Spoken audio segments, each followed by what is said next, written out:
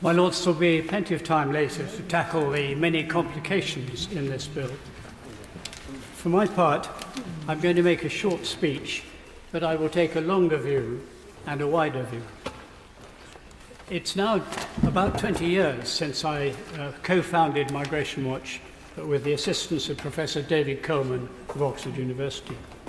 In that time, the population of the UK has grown by an astonishing 8 million. That's about 8 times the population of Birmingham, close to the population of London. Of this huge number, nearly 7 million has been due to immigration, 7 out of 8.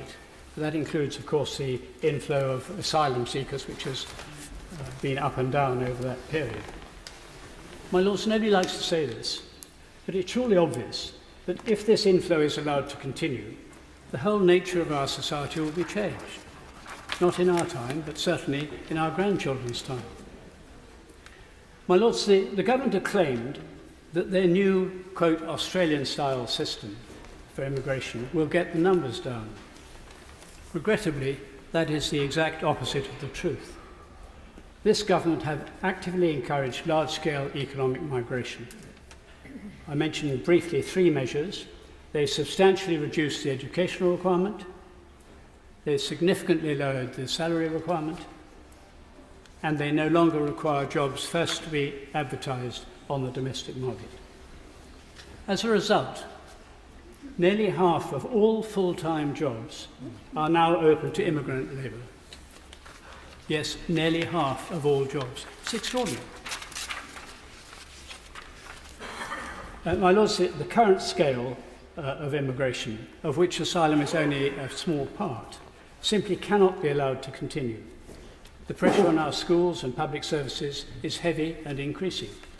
We already have to build, wait for it, nearly 300 homes every single day just to house immigrant families. Regrettably, that is very seldom mentioned in this House. My Lords, that's a wider background to this bill. Public anger at the chaos in the Channel has obliged this government to focus on that appalling problem.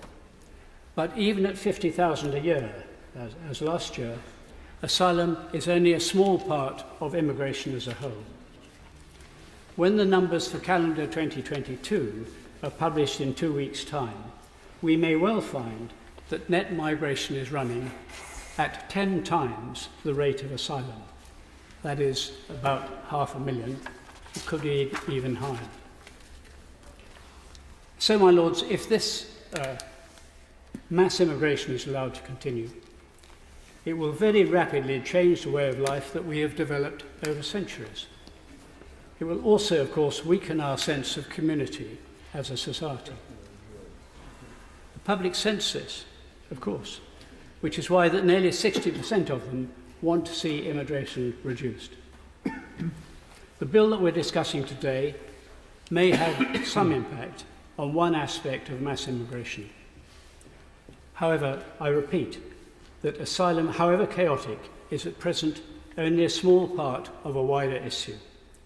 A real reduction in net migration, whatever its source, is now essential to preserve the nature of the country that many of us love.